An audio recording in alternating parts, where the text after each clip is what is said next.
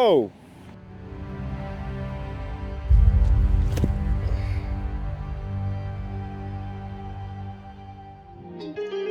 Start it up. We made it to Champions Landing, recently renamed from Forehand Country Club for the Dynamic Disc Open. It's my second Disc Golf Pro Tour event of the year. Could have been my third if I didn't mess it up at Austin, but that experience from Waco to Austin really taught me a lot. So I'm solo for today. I'm probably gonna practice rounds with other people. There's gonna be tons of content coming out for you. But one of the main things that I learned, especially at Waco, is I filmed a lot of practice rounds. And I filmed a lot of practice rounds with other people who didn't have my exact same play style. And then I went to Austin and practiced how I wanted to, and then played a good round up until the very end, and realized that I like to break down a course by myself first. And so it's Monday morning. This video is gonna get up Monday, hopefully before any other videos are up. And I just wanna walk through my breakdown of this course, playing it for the first time. It hasn't changed almost at all, except for a couple small tweaks, especially 18. The wind is kinda out, not crazy today. We'll get out of here pretty fast and then practice with some other people, having my own thoughts in my head rather than letting whatever somebody else thinks of the course influence me, because everybody has a different take on it. And I feel like I need to create my own, because I think one of my strengths is breaking down courses to play how I want. So hole one is a quarter mile long, 1,260 feet, I guess, just sort of a quarter mile. Couple options. That tree looks a lot closer in person than it does on camera when they film, so I think I could throw over that, but we got a pretty big headwind. You might be able to see it. I don't think up the gut is bad, but you just don't want to get left. I think I'm gonna go out to the right. I'm still learning my discs. I was able to get a round in actually that I filmed for an Infinite video that's coming out later today. We'll still probably be learning them because we're at sea level closer to sea level compared to Colorado, which is a mile high. So I think we can go interval just on a hyzer, and I don't think it'll flip over even in this wind, but just to be safe, I think we're just gonna go this Halo Emperor because these are pretty stable. If I throw it flat over that tree, we should be good, should spike in.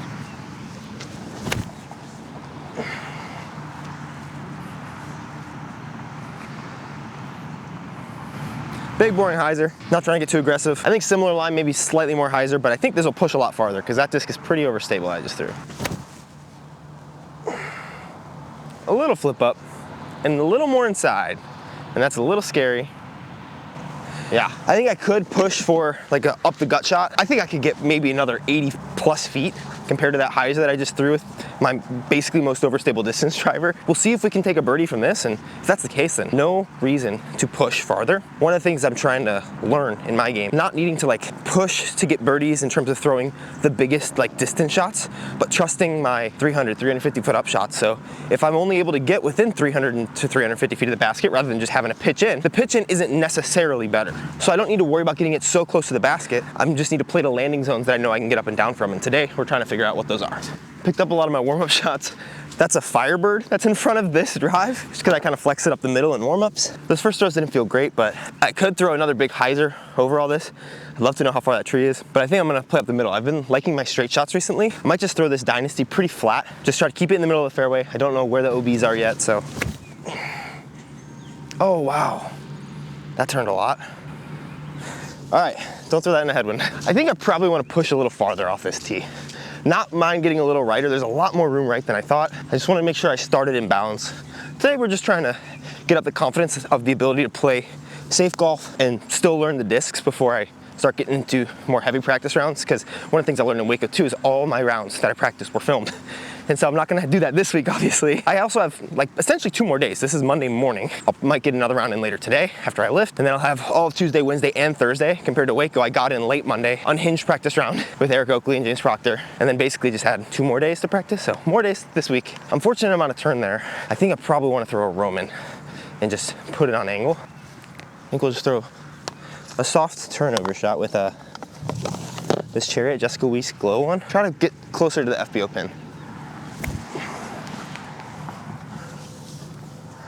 A little wide, but it's middle of the fairway. We'll have an up and down, and it is fun to be on a property that I've watched so many rounds of disc golf at, both live and on Jomez. It's a little surreal feeling. You can definitely see a world where I'm closer to getting to here and two. There's a top of the hill here. I think that's really ultimately where I'm wanting to get at a minimum.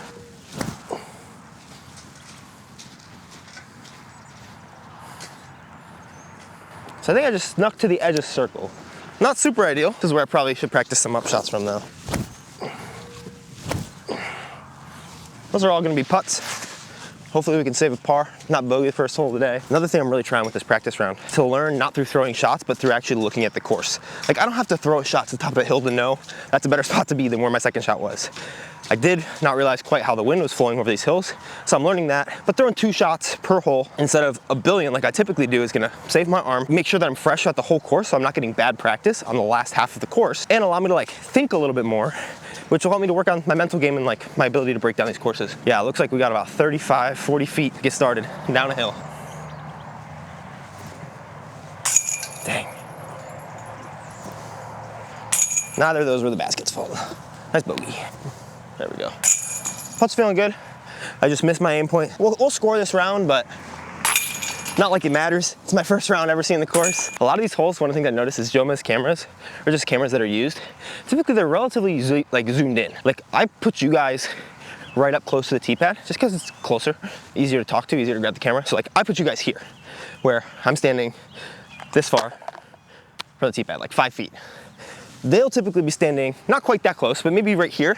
And so the difference, if you look right here and I zoom you in, look at how big this tree looks right here from back here.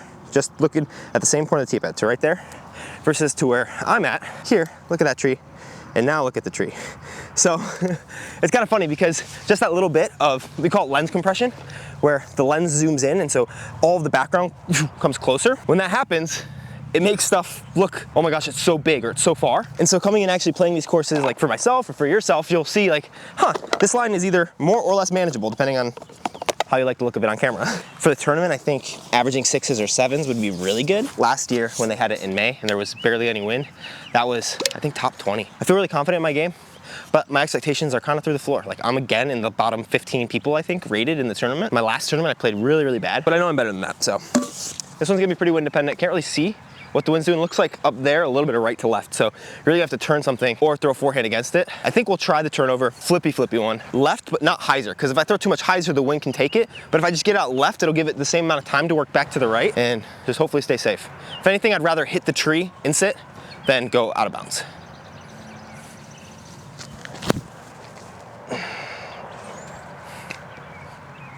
Kind of like that. Oh, not great. Wow, stuff's gonna skip back in. So this might actually be a forehand hole. My forehand's been kind of trash recently. Because that disc goes in the air longer than I thought before it got to that tree. So that tree might be 320. Looks like they're gonna have all the past champions at every hole. 2022, they had Parker and Haley on hole 1, so that's awesome. Some shots I think I might overcomplicate. Coming to like this stage or this type of course, I'm like, oh my gosh, it's a pro tour, oh my gosh, this and that. But again, I mean, it's just another tournament. It's just another round of disc golf. I'm trying to attack it like any other. Of course, knowing the importance and being able to step up to it, but not letting the pressure crumble me. I don't have a range, but I think if I just go around this outside of this tree and come back in, I think I can get to the basket even from hitting this tree. What I heard in coverage was it was like 475. That's what German Yuli said it was playing.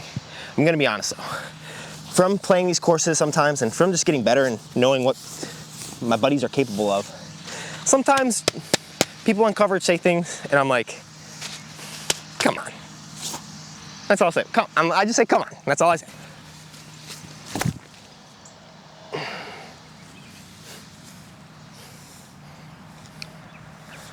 Might be a little short, and we're gonna be doing forehand field work because this Emperor very much cleared that tree.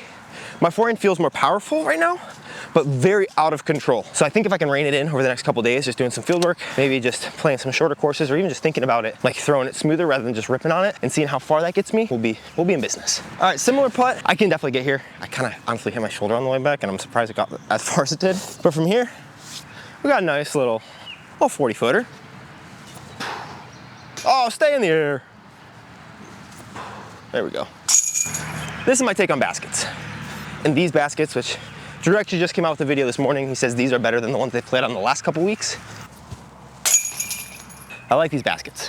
And the reason for that is we are playing on these baskets. There's a book, I know Isaac Robinson talks about it. He actually was the one who recommended it to me after Waco. It's called Golf is Not a Game of Perfect. And in that book, Bob Rotella, who's a golf psychologist, or he helps people with their mental game, he relays a story of a golfer who, in golf apparently there are different types of greens. He goes to a green that's really fast, so like all the grass is super low and like the balls are rolling far. And he's like, I love these greens. And he's with this playing partner. And then the next week they go to a course where it's like kind of like this, or I don't know what it's like, I'm not a golfer, but the greens are super like slow and they're not going anywhere. And he's like, I love these greens. And then his golfing partner who he's traveling with is like, dude, you can't say that about both of those. Like, it's a contradiction. But what I took from that is that he's putting himself in the headspace to play on whichever greens he's playing on. Literally, what can I do to complain about almost anything here at all and have it be beneficial to me? So I'm trying not to think about that. It's one of the reasons why I typically don't like to comment too much on like the pro game. Obviously, a lot more of these players have become my friends over time. And so that's awesome. But on top of that, it's like talking about other people in their game, unless it's to learn from, whether positive or negative, and or talking about the baskets, the courses, the design, the blah, blah, blah. Like, those are all things that I have absolutely no control over. And so if I'm spending mental energy working on that, I'm not spending mental energy either just relaxing or on things that would actually be beneficial. This week I'm saying, hey, I love these baskets. They've caught my putts when I made my putts. Whether true or not, I think that there's kind of a concept that I've never heard it put this way, but I kind of thought about it like this, is the concept of productive delusion, where it's like, it might not be 100% true, but convincing yourself of it will be beneficial. So it's productively delusional. So if we're in just a normal chill round and I'm playing with you and we're playing these baskets and I have some weird spit outs or whatever, it's like, these baskets kind of suck. I don't necessarily think it's about these baskets. I don't even have an opinion on these baskets yet. And then I come here and I say, oh, I love these baskets. It's being productively delusional, essentially is how I think about it. There's an OB path that runs along that right side. Otherwise I might try a big flex, but it's 470 down this hill. Kind of is the play for a lot of people. It might be the play for me to just get a look, but I think getting like flexing something is how I get a birdie. But I think we're gonna try this Emperor on a hyzer forehand, especially in a tailwind. See how it wants to fly today.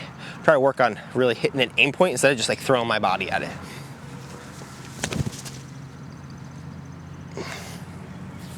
Certainly hit there. All right, maybe scoring this round isn't the best idea. Try a backhand with a Roman.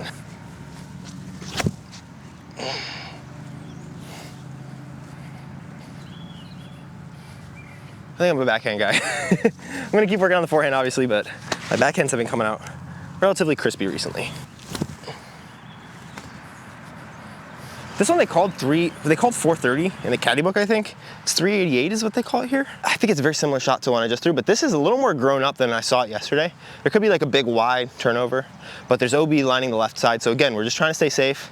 There's OB right, a little deep in the woods, but we could try a big forehand. I might actually be able to have the distance from this steep that it looks like, but I think we'll just try this Roman up the middle again.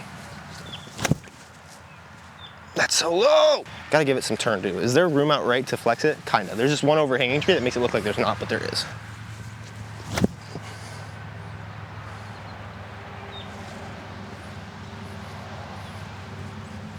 A little low. We'll get better shots on that during other practice rounds. It's amazing how timid you can play. And I think if I play my practice rounds timid, I'll get into the course and I'm not gonna turn up the aggression meter. So I need to start playing aggressive. And that's starting throughout the rest of these holes. Even my intervals and edge of circle 2, wow. Thought that was gonna creep over better. You wanna get right. There's a fence over here actually that looks like if you're low enough, you'll be fine. Yeah, I pitched up just under the basket. That's the one I actually threw. Gotta get some birdies, holy cow.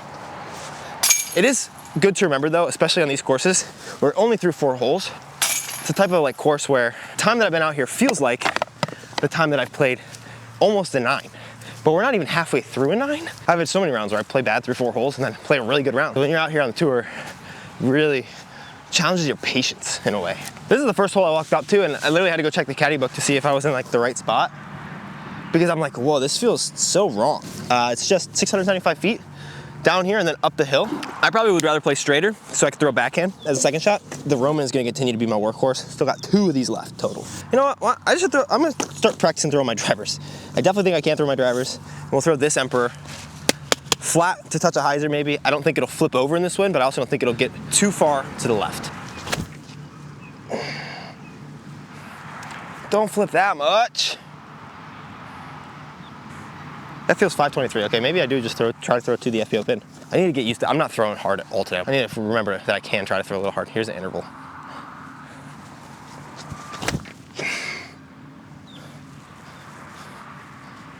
Yeah. All right, good shots. A little tight. Can go up over OB. We do have a helping wind for it. We're like 55 feet, maybe 50 feet from the FPO pad.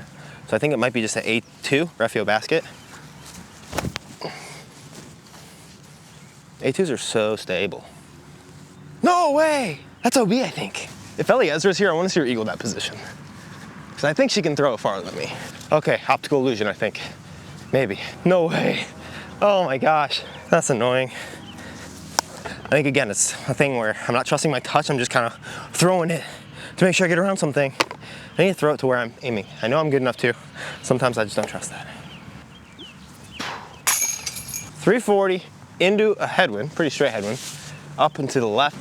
Then we're gonna try out this Firebird. Just touch a hyzer, kind of straight down this gap. It's gonna fade, but it might flip up first. I hope that's good. Looks like you'd much rather have it come straighter. I actually thought that one would flip because not a lot of grass, skippy grass over here. I'm well inside the circle though, so still a fine shot. But I think if instead of cutting that corner a little bit inside, I just threw that a little straighter out here, trust a little bit of a skip, be good. Maybe try cap wrap on it on a different practice round. Back to even, baby, let's go. Okay, this gap in person is way tighter than it looks on camera. Wow, I think some people might just freaking throw it on the outside here. Holy crap. Super, super low ceiling here. Actually way tough with that. I don't know if that branch has always been there. What the heck? I think there's an OB pond kind of in the middle this year that I don't think was around there last year. So you kind of have a choice to make if you want to go for getting way longer of it and have an easier upshot or have a harder upshot, which I think is a good change. There's two changes I think really this year, and I think they're both pretty good changes. I think I can clear it, but this is such a low ceiling. I think I might just try to throw something smooth and short. With it being downhill, I'm gonna throw Roman. I just like this guy going through gaps.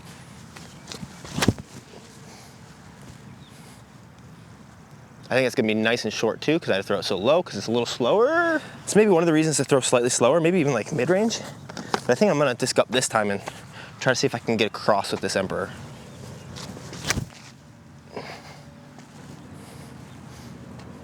Just such a low ceiling. It's hard to not be able to see the OB off the tee, so you wanna get practice rounds in that middle stretch, because both of those might be in, one of them might be in, one of them might not be in. Like right now, if I went in the OB, I'm like, unlucky, because I threw those kind of like how I wanted. The second one was a little weaker, and it's kind of also a collecting point. So if you hit edge and roll, I think it's gonna roll down to the OB because it's the bottom of the hill. I think again, that can force you to throw slower or down tempo, which is really nice. AB is probably gonna be throwing in a thing out of this gap and then just going way big over the top. And I think it makes the second shot a good bit harder, because if I can just like throw into wherever I want it down this field, as long as we get over this fairway area, I feel like this hole is much easier than it is this year. So I think that's probably a good change. So I'll definitely be throwing slower, probably Roman, maybe Pipeline, because that one did just sneak into the OB. I don't know, people might hate this change. I think it's probably good for score separation. Left to right through this gap, straight to the basket. It is up a hill, so I feel like you can throw something faster. I think my Pipeline, you might even want something that flips a bit, and this might, so maybe like a Dynasty, but I think I'm overthinking it. I just need to throw it right at it, in between where those low branches are hanging. Not quite in between it, and it did flip, so that's better than I anticipated. Again, just outside the circle. I think I aimed right where I threw that, because coming down the hill, I think I was aiming straight, and then the last step kind of pushed me this way, so good to realize if I step a little straighter from where I want, I'll probably aim where I want. Yeah. So I actually was aiming with my run up towards that tree that kind of guards this gap. And then because my last step pushed me down, oh, great roll. My last step isn't in my typical spot. And so it forced me a little more forward this way, which changed my trajectory ever so slightly. Yeah, I think with this OB, it's gonna cause me and maybe some other people, I don't know, their games, to throw fairway instead of driver or putter. Because you get to the bottom of the hill, you're throwing, I think that's the biggest thing, is it's the very bottom of the hill that's caused out. And so this low ceiling comes much more into play when you're higher on the hill and more in line with the low ceiling, compared to if you're under it, you can just throw underneath it, no problem. You can throw a nose up underneath it, no problem. But being more level with it, because you have to play back there, allows the reward to be much greater if you cross the OB. But that is a really difficult shot, I think, to cross with how low that ceiling has become. I do think if there's no Mando, I didn't quite look on my caddy book, but if there is no Mando, you might see some big around the outside shots, especially in different winds. Good birdie. All right, airballed all three of the other ones. Well, I caged one of them, but don't quite know what was going on there. But very, very happy to get a birdie. Beautiful hole 8. 998 feet, all the way down there, just straight through a fairway, OB left and right. This is the hole that Parker Welk went sidearm, and threw 3 shots in. I think he got a birdie. Maybe eagled it one day, but that's insane. That hill looks big, so That tree in front of us, caddy book says it's 480, and this ground is pretty skippy, even though it's a little wet, which is surprising to me. But there's OB along the left side. I think I want to throw my Roman again. Just kind of keep it in the middle.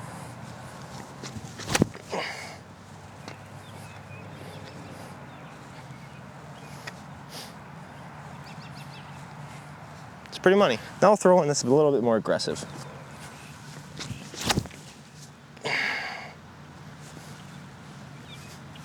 It's danger.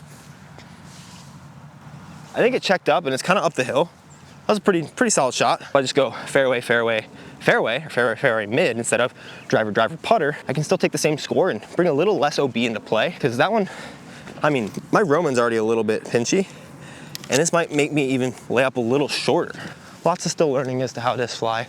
Hole 18 I cannot wait for because they made it really cool this year, I think. Much more difficult, eagle opportunities for some big arms. And there's the green of 16. Oh, I can't wait, it's gonna be sick. All right, so our waypoints are these two trees. You wanna throw it at this tree and not let it fade. So throw it at that tree, maybe fade to the next one, then you probably got about 300 in. Yeah, so my Emperor was past this like tree that we were talking about 80 feet past the other one, but OB. Just because a little more fade, I think. This one definitely, I think if you got a big forehand, is a big forehand. I think Parker's going massive forehand up to here. And then I can't believe you can get to the pin with a forehand from back here. Hopefully one day I can. So that tree looks really short from here. So it actually might be a forehand for me. Just throw it at that inside tree. Don't skip, please. Okay, my forehand's so weak right now. I need a lot of work on it. I think that's probably OB, honestly. Should have just been a straight chariot, I think. It's like an MD1 kind of chariot. That's perfect. Dang, man. Or my second one's like right where I wanted it. I honestly think it's the right idea if I committed to it, and I absolutely did not. That mid's right there. I do think it's a mid because it's just throw it straight. It's not gonna go anywhere left or right, and I didn't even throw that one hard. This one, go right here. And I mean, we have a forehand in if we want it, or backhand. One's kind of pushing left to right, so it could just be my Firebird on a forehand. That's like the one disc I feel trust in when I do forehand. Right over the FPO pin. See, I literally said right over the FPO pin and I did it. That's crazy. Why is it the only disc I can forehand? What the heck? Okay, I'm falling through so much better right now. That's 18, 20 feet maybe. And we'll throw NB.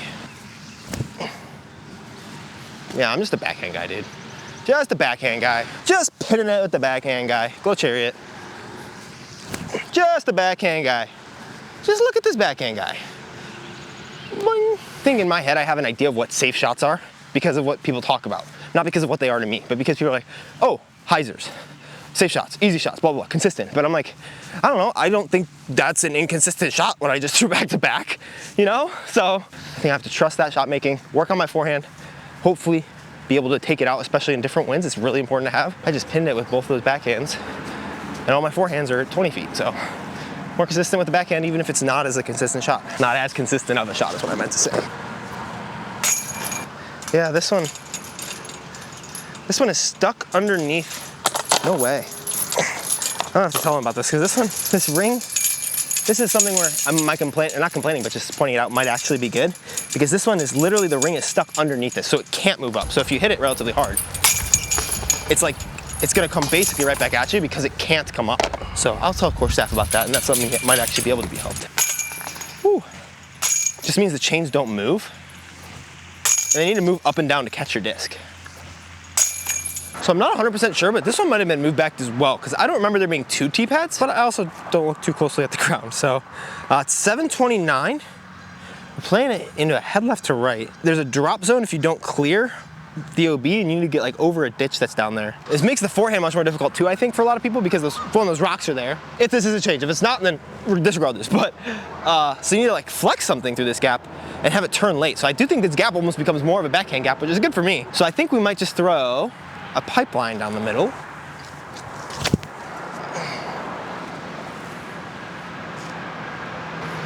It's pretty good. Could also be a Roman, I think. I pulled that a little bit to the right. Perfect. I love that disc right now, but that might be OB. Yeah, right OB. Didn't check up in time. Interesting. Dynasty maybe? Just make sure it turns out of the gap. Nice and slow. That was really slow. That turned out really good. same as that pipeline. So I think something that bodes really well for me this weekend is the last couple events I've been to, all my Pro Tour previous practice rounds, especially like a gap like this or a shot like this. There have been times during those first practice rounds or any practice rounds that like, I just shanked shots. I don't really feel like I've been shanky at all today. And I think it also shows the evolution of the consistency in my backhand. I think I've shanked some forehands for sure, but I've been like, hey, I want to try to do this. And then for the most part, I've done it. So at Waco, one of the things I really had to get better at or learn was dealing with the pressure of being at a Pro Tour event. I think I was better at Austin, even though I wasn't like playing Pro Tour event, I was trying to get in. And so this week it's just about, I think, learning that. If I can hopefully learn that early, it'll be great. But if I can just have a couple really good rounds, I think I'll be satisfied in what I need to learn from this week. Expectations are relatively low, and I have some things I want to just learn. Roman wasn't super OB, but these two are right on top of each other in pretty good spots. The Dynasty was more centered to the gap and had some turn, and even in that wind, and it's not burning over. I do think I might come back and try to work on a shot that pushes up there, because I think I have it. I think if I throw this Dynasty more hyzer harder, it can come up and flip and be turning through this gap, because it was turning and then faded out. But I think if I am able to push another 50, 60 feet, this shot becomes much easier, because it could be a forehand, but I think for me it's going to be turnover. I think honestly the mid might be too little, so I might go Sphinx. It might be really good. It also could have just rolled OB. I might try Pharaohs for my forehands, just because they're a little flatter and a little flippier. That was a nice flip up. Felt good, but that might be my forehand disc. A lot of times I fall into the trap of, also this video is gonna be forever. Sorry, but you're welcome maybe. It depends on if you like that or hate that. You can split it up front nine, back nine if you want. I just wanna get one whole video up because I know that you guys don't like front nine, back nines nearly as much. So, but I just wanna give all my thoughts and just kind of keep most of this stuff in because I like making this video for me, and I know a lot of people will really like it as well. And hopefully we do one of these for all my big events coming up. That happens almost every Monday ideally. What I'm all saying with that forehand is, sometimes forehand and backhand for me, I think about the discs as almost being the same, and they're just not. Like, a Pharaoh on my forehand versus my backhand are gonna do very different things, because my forehand and backhand are very different throws. They have very different levels of skill. Like this Pharaoh might act like a straight emperor, straight interval for me on my forehand, and that's okay. I just have to trust what I have and not try to overdo it. This is pretty good case scenario. The OB, it's pretty far that way. This could have maybe been higher, could have been maybe more anhyzer. Maybe it was too much anhyzer and rolled up this way. I'm not quite sure, but from where I was, getting myself into this position, I'm pretty happy with. Maybe I can try to push a little bit more, but I think that has to be more off the tee, and you kind of have to take what you're given. Oh, that hit my pants. Nice. Why did they install it like that? Yeah, it's like, oof, big oof. Like does not want to stay close to the basket. I think there used to be like a par 3 here and then another par 3, but now it's par 4, which I think is a good change.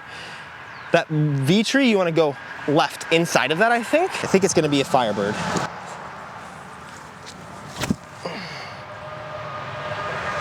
Maybe too late. I might have hit that V tree. Dang. I might try to flex the cap rack.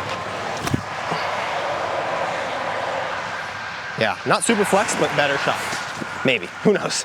Good news is both of those went at least 300 feet, so we should have inside of 300 to the basket. Coming out this gap, it looks like this tree, you can actually finish more left of it.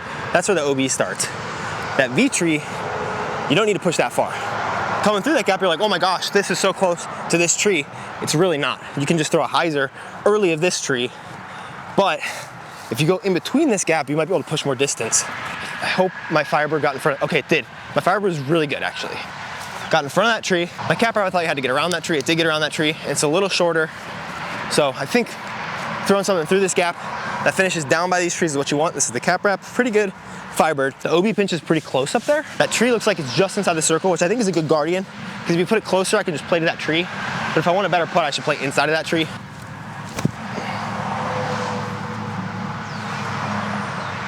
Right behind the tree, okay. Maybe shouldn't have trusted that as much. I think the play from here is either a forehand. Actually, we'll try that with this Firebird. That might actually be the play. A little slip there, that's not good.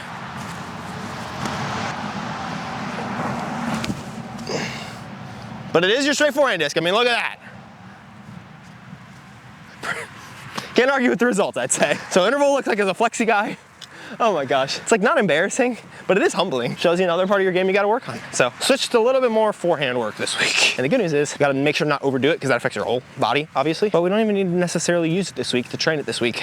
so it's better for us next week, which is an interesting mentality because I can train it, but trust in my abilities. Even if my training is going bad in my forehand, I can trust my abilities to throw my backhands well, so I wouldn't need to worry about my training interfering with my play. Looks like you can just try to skip right in front of this tree, it'll be parked. Pharaoh just passed. Or just pull it right.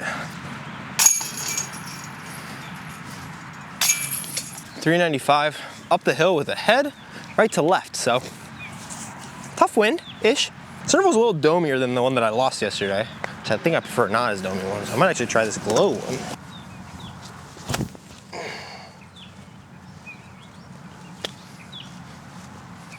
And now one's gonna push it, so maybe aim a little bit more to the right. Way more uphill than it seems. I think I need to throw something maybe slightly. I honestly might need to throw this one.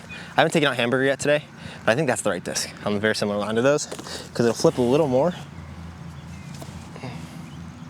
Dang, I push it. All right, hole 12, straight ahead. OB left, OB line right.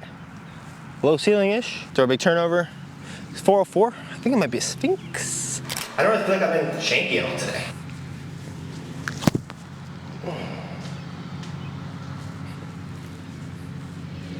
That was not good. I'm getting tired. Wow, I forgot how fatiguing these courses are. Throw a Roman. Wow, that was crazy. That was zero focus anywhere in that shot.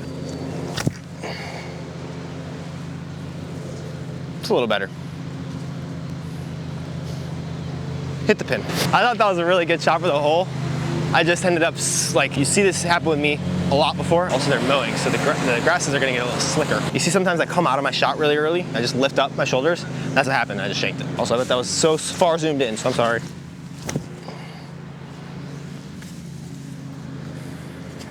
Loop. Part down. It's pretty good.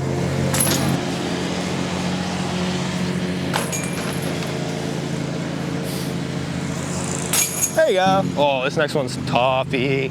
Shoot, I forgot about this hole. They did change this hole as well, which I think is a good change. I've had opportunities for birdie on every single hole, or at least a game plan to be able to do it. Hole 1 is the only one where it's like, I should throw the shots to the places I know I need to throw them to. Everything else, though, I know I can birdie, which is a good feeling. So hopefully it stays that way. This one's gonna be tough. It's a par 3 for the MPO, par 4 for the FPO. They changed the OB on this one to be hazard, which I think is a good change. Now we're playing this one into a headwind, which is gonna make it even more difficult. It is pretty uphill, more uphill than it seems on camera. They call it 450 to the long pin, but that's going around the outside. I think, geez, I don't know, it might be 450 just straight up. I heard it's only like 360 to clear the hazard, because this year, this is actually hazard. You can see the yellow flags in front. It used to be OB, so you'd be able to advance if you like didn't make it, but now it's hazard, which might make it more difficult, like if you kick left or right into a tree. But I think overall, it's gonna cause the hole to be a little bit easier.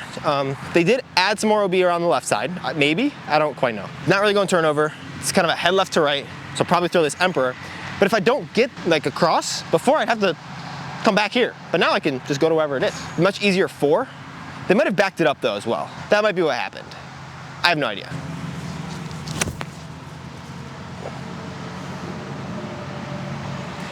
Oh, I thought that would flip more. Short of the circle, this one's long. Yeah, in this headwind, I need a disc I can flex through it. Maybe that's the interval. I still have to figure out, like, I think there might still be missing like a stable but glidey driver that's not as overstable as this. Maybe it is this and I should have tried it. Let this be the hole I birdie, come on. Way high, yikes. Well, we can birdie it, I guess. All right, hole 14, par 5, 975. OB left and right.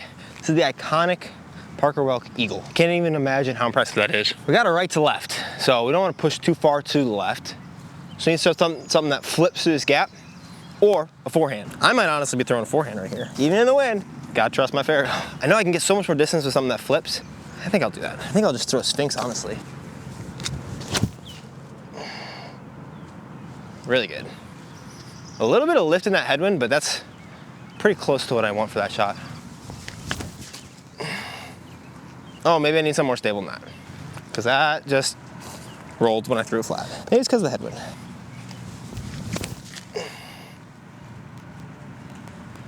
Got down there. I think if I can dial in a forehand, this tee shot's probably a forehand to be safe. But then again, here's Hamburger. My Sphinx is about 110 feet farther, so. Whew, solid shot with the Sphinx. I don't know how far Parker was to eagle it. I imagine probably about 80 to 100 feet farther than this. This isn't a bad shot by any means, but To get in the middle and just juice one down there is nuts. No even really thinking about the 3. Maybe if I get a massive, massive drive. So I think we got just a forehand to the bottom of the hill. Could be backhand as well, but with this wind, probably just Firebird.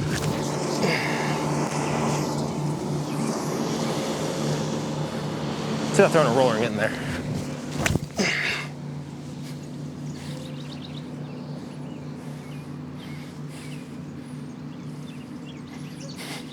Just rode the fence line.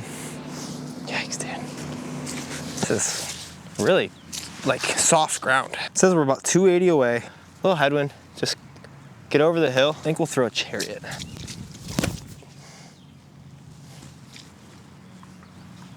think it's pretty good. So I rolled one, really ugly roller, to here. So I get a bigger drive. Might be worth trying to go for it because that was like really bad roller. I could throw an air shot farther than it. Might be worth it. It's gonna be hard to say it'll be worth it to go for a 3. Try to just take some birdies. How far did I go? Oh, threw a good shot. Like I can't miss this kind of shot. Let's go. It's the game plan. When you're trying to throw 300 feet, you do a headwind. You throw it 276 on a 280 foot up shot. Okay, this one also looks pretty different when you're standing here. It's 440 par 3. It's an island green, so there's a drop zone up there if you don't get safe. But it looks like those trees are pretty open if you just kind of throw a hyzer in. interval.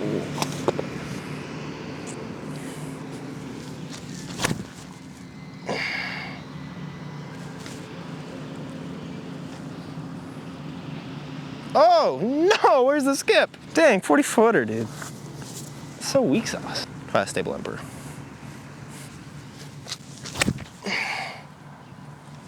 Oh, I gotta be throwing that more. That thing is sick.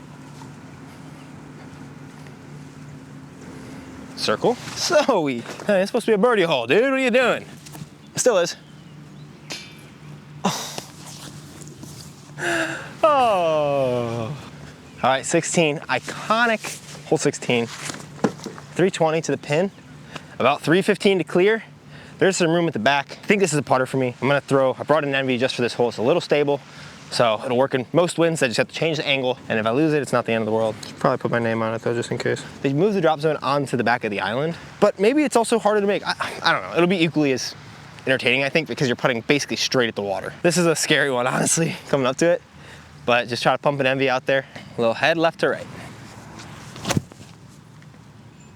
Oh, it's not gonna flip? What the? Okay, maybe that is deserved to be in the water. What the heck was that?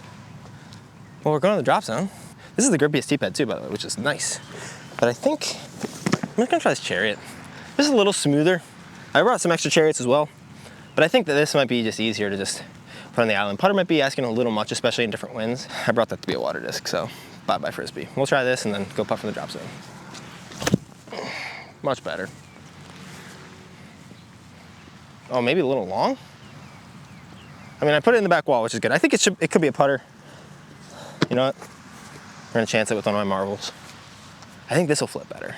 I was very surprised that guy didn't flip at all, but I meant to put it flat and I didn't, so that's on me. It had the distance though, I think.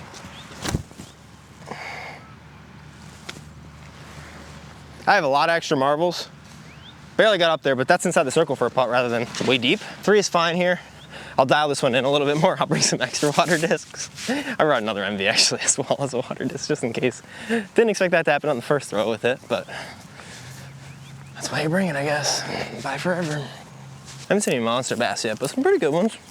Drew would like it here. Hopefully we don't find ourselves at the last cards together again. Yeah, this drop zone was pretty cool. Just for the sake of this drop zone, we'll putt one for old time's sake.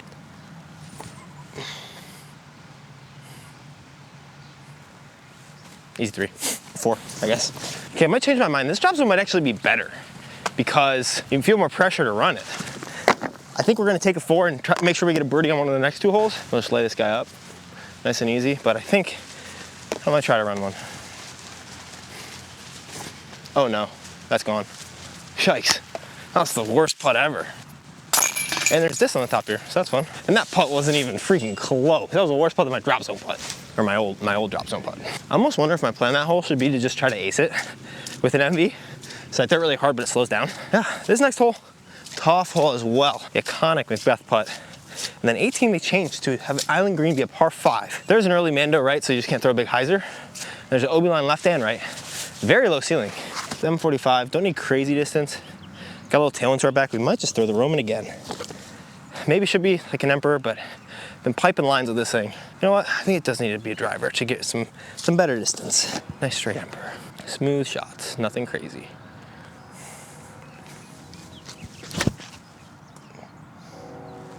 Beautiful. Let's go. Piped it. Looks like we left ourselves a little forehand gap. If we're up a little bit more, much easier backhand. Boy, I don't know how far we are. Hopefully you just gives us a good measurement. It's anywhere about 410 off the tee, 350 in. It's a lot for my forehand right now. I could try to just throw something through that gap. What is safe though? That's the real question. I need a birdie too. I think I could try the Faro. And I do know I have distance with it. Oh, maybe it has to be this Emperor actually. Just a little more stable, but similar. Just have to get over that tree. Oh man. Swing out of it. Woo! Ugly, but did the job. Ooh, I let my wrist be a little looser there. And I snapped it much better. First one, I kept my wrist really tight because I want to make sure I release it at the right point. Then I let it be a little looser. And I think I threw it where my buddy was aiming it. It was just a bad shot. So, we'll keep working on it.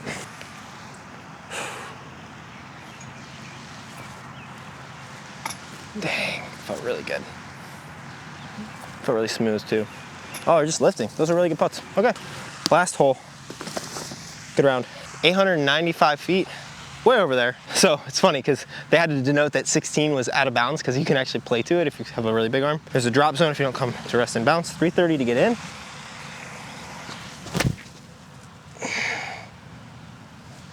Stable Emperor. Be super safe. Almost nailed that goose. It's interesting because different elevations, obviously coming down here, everything flies a little different. Drivers are affected just the most because they have the most to gain or lose in the mid-flight and to gain or lose by glide. It's a nice leg. I bet there's some big fish in here. Holy cow. This is where I really wish I had like a rangefinder because that looks reachable. You really want to be another probably 60, 70 feet, which I know I can get. I just threw a bad shot. So you could go outside hyzer or just kind of play up this gap. I think we're going to just play through this gap with the Firebird. Oh, that's not a bad tree. A little bit of an early release on that shot there, but we should have pretty easy up and down. No, we're not even gonna go for it. I need a rangefinder. I don't feel like losing another disc, and I know I'm not throwing nearly as hard as I can if I come back with some fuel in my body. It does look reachable. Like, AB is gonna play to there and go across almost every time. The only problem is you don't cross until you get on the island. So if you throw from back there and you miss, you're throwing OB up here. At least that's what the rule states. I don't know if you have to have like a PDJ waiver or something for that. This goose is afraid of me. It's like a little bit of a weird rule. Never seen anything played like that. Because it's not quite bunker rule, because I think you can advance. Maybe it is bunker rule. I don't know. For birdie, I think it makes this hole a little easier. The zone.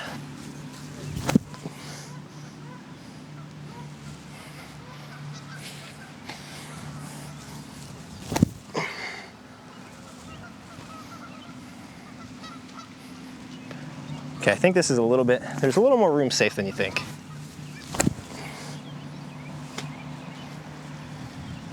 Boing, OB. Okay, still safe somehow, maybe. Depends on how far the line is off the wall. But I throw more discs than I thought I would at this tournament. There's a lot of shot shapes that, yeah, it's an open course, yeah, it's a golf course, but not an easy course by any stretch. A lot of shapes that it demands of you. But I did keep it in bounds very well today. I think 2 or 3 OBs, which is not great, but better than it could have been. Hey! That was a little scary with the zone. Should have just thrown a little higher, kept it safer. It's gonna play about as easy, maybe slightly easier than last year? Maybe slightly harder, I don't know.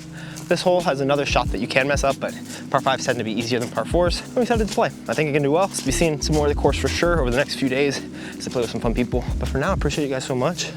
Hope you enjoyed this longer style video where I was just able to get a lot of thoughts out and practice my way. Hopefully forehand looks better, but if it doesn't, I've seen a lot of turnovers.